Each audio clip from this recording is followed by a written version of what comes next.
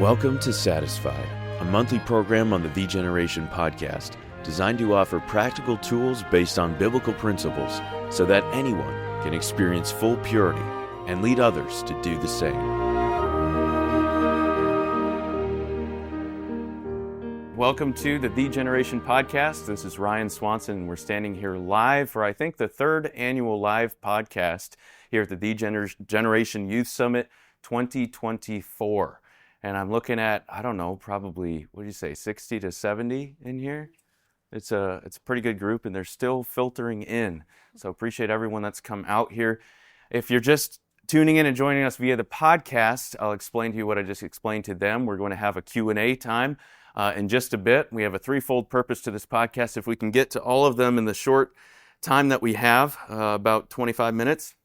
So we want to wrap up the previous episode that we did, or the series that we did, and then we'll do a Q&A session, and then finally, with the time that we have remaining, we'll introduce the coming series. So, who can raise their hand and give me the title of the last series that we did? It was on pornography. What was the title? The Prerequisites for Pornography. He even said it. That's a hard word. The Prerequisites of Pornography. I'm still open to other suggestions for a better word than prerequisites, because I trip over it every time. You don't know when I'm recording the podcast how many times I have to hit stop and bring back and try to say that again. But it's a tricky word. So I've had some other suggestions come in. I just don't feel like any of them have quite fit as well as what I've wanted. So that has, the Prerequisites of Pornography, specifically talking about three different areas that are essentially three different battlefronts in our battle for purity, that if we don't face and deal with all three of these areas, if you just pick one of the three, the devil's going to get you in the other two, or pick two of the three, and he's going to get you in the other one. And so who could tell me, let's just do one. Someone give me one of those three areas. I see some hands going on. Do you know? Yes, isolation. Okay, that's the last one. Another one? Someone got it? Yes. Availability, yes. And then desire, availability, isolation. Now I'm going to read you real quickly, because I told you actually last week was supposed to be our podcast recapping that series, and I ended up in Asheville flying drones doing search and rescue missions up there. So I was not able to get that podcast up with all the hurricane stuff going on. So I want to kind of combine that in here. Now, I did want to read a quick testimony from someone who sent this in as I requested last time, just to explain what was helpful about that series to them, how it impacted them. And I mentioned that on the last podcast that we do this. So I'll just read this one. This gentleman says, the podcast Don't Be Arrogant, that was either our second to last in that series, was particularly helpful to me because it summarizes the journey the Lord has been bringing me through, and is a culmination of purity truths. After some failure in high school, I was so excited to go to Bible college, where I thought I would grow up, become a man, and put these childish purity failures behind me. Though I had a few major setbacks my freshman and sophomore years, the truth is it worked. My college environment pointed me to Christ. I desired Him more than anything and became addicted to spending consistent time with the Lord. As my desire, remember that one, as my desire for Christ grew, so my desire for impure things lessened. So much so that I went for almost 5 years without a viewing failure and hardly a physical failure. The battle became minimal, and the devil seemed to be to let go of attacking me. However, the victory, although completely genuine, only fostered an attitude of arrogance. I truly thought I had kicked purity failure, and I didn't expect to face it again. I grew very arrogant because I had found the cure, a love relationship with Jesus, and the devil shifted his aim from my purity towards bolstering my arrogance. The fact is, arrogance is a simple, brash form of pride, and pride is the exaltation of self. So he goes through and explains more about the role that humility has in this battle, which I thought it was a great point that he brings up. But then let me pick up a little bit later. He says, humility is the self-life utterly shattered and broken. We think the battle is with impure thoughts, viewing, and actions, but the battle is simply with self. Humility then bows before the whole counsel of God, whereas arrogance takes one aspect of victory to exalt itself. After college, the Lord went to work on my self-life. He crushed me with a removal of His presence, a disease, and an academic failure, which was new to me. These trying times allowed the devil to shift back his aim towards my purity, because I had only learned the effectiveness of the desire area. He says, I didn't have the proper protection on my devices set up, nor the accountability to know where I truly was at. When my walk with God fell on hard times, the desire part, there were no more barriers against the temptation. I then had some relatively large purity failures in all three purity areas spread out over the following years. Thankfully, the Lord has protected me from full-out habitual indulgence, but the habit has been harder to break this time. This is why Ryan's podcast so resonated with me. I am now in the process of taking significant measures in all three areas mentioned, and I'm seeing remarkable victory. God has been rooting out the core self with the cure, the whole counsel of God. Now that phrase, the whole counsel of God, he's referring to was our byline for that podcast, when by arrogance we take one thing that we think, okay, I've kicked it because of this. I found the quick fix to my purity, and we become arrogant because I have this one thing. Whether that's desire, we're saying just because I love Jesus, I'm not going to fall into this, and so I don't need to lock down my devices, and I don't need accountability. Or maybe somebody has. They've locked down their devices, but they think because I've locked down, I'm not worried about my relationship with the Lord, and I'm not worried about accountability. Or maybe someone gets the Cord app, so they have the accountability, but they say, I've got accountability, so I don't need to lock down my devices, and I'm not as worried about my relationship with the Lord. And unless we take into account the whole counsel of God, because all three are Bible, then we're going to fall. The devil's going to get us in one of the other areas. Okay, so that's the summary of the last series. And if you haven't listened to that, you need to go back and listen to it. We're not going to go through the whole thing now. All right. So now that we've covered that, let's go ahead and move on to, what do you think? Should we do the Q&A next, or should we save that for last? Maybe we should do it next, Ashley, because I think this is the most important thing we're doing. Okay, here we go. I'm just going to start right in. We're not going to do a lot with picking and choosing. We're just going to get right into these, okay? So the first one here, this is a doozy, starting out with, are wearing pants as a woman a sin? And then almost as a parenthetical at the end, based on the Bible only. Okay, we could spend the whole time on this. This is the problem. This is good stuff, though, the good stuff. So there's no way that we can answer every one of these fully comprehensively, but we'll do the best we can. And also, I claim complete right to say, I don't know, okay? Get back to me later. With my youth group, that works really well, because I could say, we'll talk about it next week. Come back next year, right? I don't know. Ask your pastor. That's what I'm going to say. For this one, though, it's a great point, and I think it's a discussion that needs to be made. It all comes down to really, and Steph maybe should be the one speaking on this as a woman, but it comes down to the Old Testament verse that does not permit women to put on things that pertain unto a man. Now, that in the very statement is obviously subjective to culture, what pertains to a man. And so you have to ask yourself that. For me in my home, I will tell you that still based on the surrounding and culture we see, that pants still pertains unto a man, in that there is a clear distinction. I understand that you don't necessarily just see someone in pants and know they're a man. There's not that much of a clear distinction anymore. But when I see a skirt on my wife, I know she's a woman. And if I see a skirt on anyone, hopefully, I know they're a woman. So there still is a distinction. There's an undeniable distinction. And I think, according to that verse, if God feels so strongly on it that He requires, and it's a command there, do not put on things that pertain to him, and same for the man pertaining to a woman. Don't do that. Don't go there. Well, hey, if there's any gray area, let's err on the side. And in my home, we're erring on the side of saying, yes, there still is a distinction. Let's be careful in that way. All right. Good. Let's move on to the next one. You can be looking through Yep, okay. next one. Okay. It says how to, okay, I'm going to rephrase this because I don't think they meant to say it that way. How can I stay pure with God and my parents? That's why we're here, right? That's a very broad discussion with God and my parents.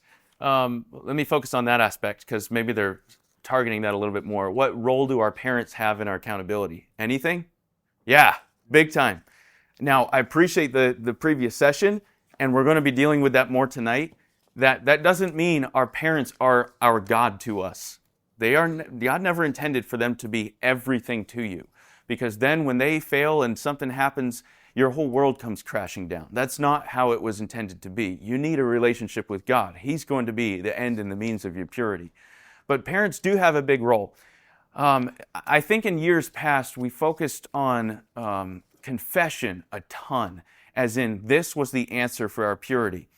And our preaching was geared in towards a lot of, it would present a lot of guilt to the individual who is in impure viewing habits and things like that, and rightfully so. So there's a lot of guilt that then the call to action would just be, you need to tell your parents or you need to go tell a counselor. Now, confession does not equal victory, but it always starts there. Okay? Remember that. It does not equal victory, but it always starts there. So the reason that's important to remember is because when you go and finally unload the truck to your parents, as probably many in here have done, and you unload the truck, or maybe you haven't, and it's the first time you're looking at, do you think you're going to feel good after that and encouraged, or bad and discouraged? Encouraged, okay? Now, if you haven't done that, maybe you wouldn't know. You think that's going to be the worst day of my life. Well, yeah, it's not that it's easy, but I'm telling you, when you share, the reason is because you just took that burden and you shared it with your parents. Do you think that their burden just got heavier or lighter? Heavier. They're sharing the load with you, okay? And for many of the parents represented by the children in here, they're ready and willing to do that. They want you to do that. However, just because you feel great because you passed that load onto someone else doesn't mean it's all fixed and all done. You see, the battle's just begun there. Your journey's just started. And that's a lot of what we're dealing with here. So it's a great way to bring parents in. I think Stephanie's also going to be maybe combining some of these that are similar. You did that last time. Good. Okay. How much do you see movies affecting people's purity, even family-friendly movies, if you see them have you seen them affecting?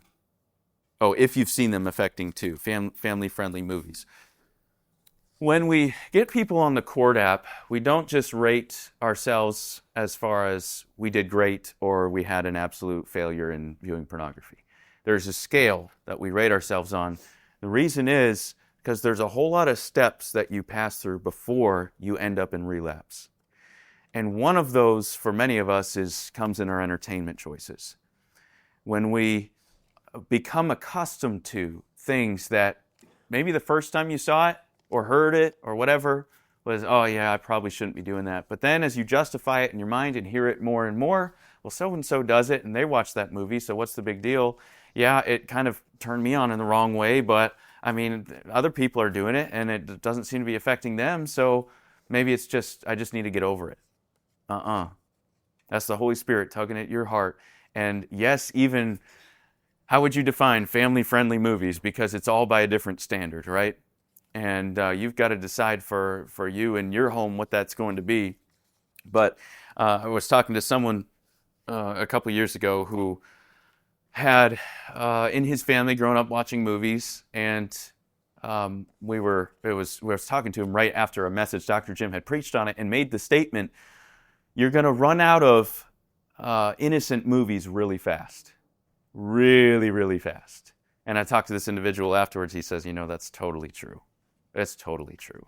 You watch a few and like, okay, maybe that's not so bad, but then it's like, now what?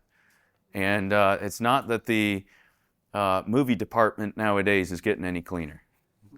All right? Good. Next up.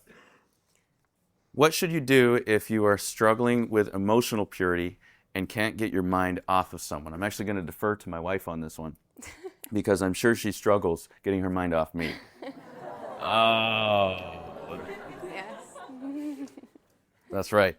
No, I'm going to defer to her because she mentioned a principle and a truth that I thought was profound, that was helpful for her.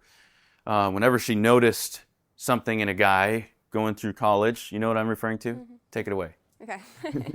Well, as you go through college as a girl, I'm sure guys are or the high same school. way. Yeah, high school. Yeah. As you start getting older, you start noticing the opposite gender and appreciating different things about them. And it's very easy just when you appreciate something about somebody, you start appreciating them as a person and focusing on them. Like, okay, is this the right one? Is this going to be your mind can go a million miles. It can go so far. So what was really helpful for me is actually just flipping that around and saying, what is this teaching? What is God using this to teach about me? What am I appreciating in a person? And that being something that God's preparing in my heart that I will need in a future spouse. So it's not focusing on that person or this guy, whatever, but it's focusing on what God's teaching about me and what I am going to need in a future relationship. So I think that's a great point. Just because you notice something in someone that you appreciate doesn't mean they're God's life mate for you, okay? It's okay to say, hey, there's a trait that I appreciate, and maybe someday God would have that in a spouse for me, and let's tuck that aside. But that doesn't mean so-and-so that has that trait, and maybe doesn't have any others, is the one, okay? So being able to separate the things that you appreciate about someone from the actual person themselves, I think that's a great point and could be very helpful if we get a hold of girls and guys alike. Okay. I'm going to read another one here, and you get another one ready for me, okay? What is the key to consistent victory? Once again, something, not only a broad question, but also subjective. One question I get asked a lot, and I think we might have had it last time, and there's probably one in the pile now, that is, how long do you have to be pure before you, and then it's worded different ways, but before you're in victory or before you've kicked it or whatever? Because everyone in here wants to kick it. You're tired of fighting this, right? So if we were to go to Ephesians chapter 6, we're told in a discussion on the armor of God in the latter part of the passage, in verse number 13, wherefore take unto you the whole armor of God that ye may be able to withstand, that's stand against. Okay, it's standing against, it takes some effort involved. That's the hand-to-hand combat that many of us in here understand. The blood, sweat, and tears involved in a purity battle, okay? So that you may be able to, wherefore taking you the whole armor of God, that you may be able to withstand in the evil day, and having done all, to stand. Now that verse is very intriguing to me because it uses a different word at the end. It's not stand against, it's just stand. But he doesn't say, and having done all, to sit down. Right? And we talked about that either in the last, I think it was the last episode on the choice that we talked about. It was huge truth. You got to listen to that. But the point is that there is hope, that there's coming a day when, if you will follow the Lord in this purity journey, that there is hope of a time when it's not the hand-to-hand combat you're facing right now. That doesn't mean we take the armor off and have a seat. It may not look like the stand against hand-to-hand combat, but we're still standing. It says, having done all, as we look around, we can't see, man, has the devil given up? I can promise you he hasn't. But it may feel that way, and hey, if he wants to give us a little reprieve, I'm all about it, right? And that day is promised. Many of us now are probably in what's referred to as the evil day, the withstanding, okay? But there is hope on the other side of that. So when the question is asked, how long do you have to be pure in order for you to be able to say you've kicked it or to be completely free from it? I think it's the wrong question. Honestly, I think that's what the devil wants you to be asking. Now, I'm not accusing anyone of asking or saying that it's your fault, because we all want to know that. But the devil wants you to think at any point, man, if I go 3 months, let me tell you what happens a lot of times. If someone will go, they'll hit their first 30 days, of no failure in any area. And they get so stoked about it, they think they've kicked it. And then sometimes they'll never hit that 30-day mark again. Let him that thinketh he standeth take heed lest he fall. All right, it's a dangerous place to be in. So instead of focusing on how many days have I been pure, or how many months, or how many years, And that way, why not keep an eye on those 3 areas? Because this is the testimony I just read to you. 5 years, he thought he had kicked it, and he let his guard down, okay? In those 3 areas, man, here's what consistent victory looks like. I'm going to keep my devices locked down. I don't need that stuff. I'm going to keep it locked down. I'm going to keep accountability going in my life because I'm not above this, okay? And I'm going to keep my relationship with the Lord going, number 1. All right, we got to move on here. This is a quick one. Just none. Is it 20 after we're supposed to be done? Yes, yeah. So 5 minutes. Yeah. Sweet Christmas. Can y'all come back? This is crazy. Okay, well, we're clearly not to get it to all of these. Just give me the best ones, okay? I'm working on it. All right. Are you going to sell polos? Thanks, Steph. I just had someone ask me that. I really want to. I think we're going to try to clear out our T-shirt inventory. And then how many would think it was the right decision to no more T-shirts, just polos? Okay. How many say both? How many? I don't care. Oh, come on. Yeah, that's what I thought, because we were not getting all the hands raised here. We'll see. But yes, hopefully eventually we'll get you some polos. It may not be this exact one. This one fits so well, the color scheme and everything, but I could not find another one. It was just, we've looked everywhere. If you find it, great, buy me another one. But otherwise, we may not. Okay, let's get to another one here. Will God give back innocence? That is a great question. Okay, so innocence implies clean. Hands are clean. Never any involvement. Okay, let me give you a vision beyond innocence. And I've never been asked this question before, but I've never asked for God to give me back my innocence as far as make it like I never knew anything, like I'm unfamiliar with the entire purity battle. It's all new to me again. Because God wants to take what's been used for evil and use it for good. And if God gave me back my innocence right now, I think it'd be a step backwards in a way. You see, God wants to use what's been used against you and what's hurt you for a greater good. And that takes faith in a big God to believe Him to do that. But asking for innocence might be the easy way out and a cop-out instead of God. I'm in a situation because of bad choices. There's no doubt about it. God, you didn't do this to me. I did this to me. I'm in a situation because of bad choices. But you know what, God? I want to use what was meant for evil for good in other people's lives. Take revenge on the enemy in this way.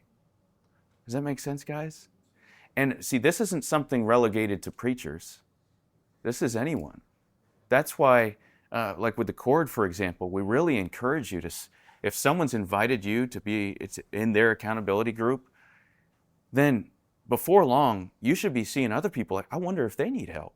I got a friend here, he's never talked about it, she's never mentioned it, but I wonder what if I just share my testimony with them and ask them if I could be a help to them? You know, I've had so many people, so many guys come to me that I've been in accountability groups with. And we believe in mutual accountability here. So this isn't just confession booth time. No, this is mutual, okay? And that's the picture of the threefold cord. Every strand is equally contributing and depending on the group for its strength, okay? So it's mutual accountability. I can't tell you how many guys through the years have said to me, I so appreciate what you're doing to help me with my victory by being accountable with me here. And I always turn it back and say, no, you have no idea how much a help your accountability is to me. You know why? Because when you're doing mutual accountability, then their victory is 50% of my own. It's like we're in this together, guys. And the fact that I have people that I can talk to about this on a daily basis, I don't take that for granted. That's awesome. So that's so much of our victory. And I think why we need to get our eyes off ourselves in our victory and in our purity journey. And maybe it again brings us back to that question. Yes, you could be innocent, but what about the people that are around you? What if God granted you that request and you're innocent and can't help anyone else? It's selfish. What if instead you say, God's put me in a position, or I've got, it was my choices. It's my choices. But God, someone, an author I read in a book, put it this way. God can steer what he hates to accomplish what he wants. Man, will you allow God to do that in your own life? We need to be done. Was there one final one you thought was a clincher that we're going to get to? No, not I think that was a good one to end on. I'm sorry, guys. I really thought we'd get through all these. Last year we did, I think, but not this time. So You have one, yeah. I was going to say whoever asked that last one gets a hat, because that's a great question, but I'm not sure they'd want to raise their hand. So if you want to sneak by the table later and just kind of swipe it, we'll just know it's you.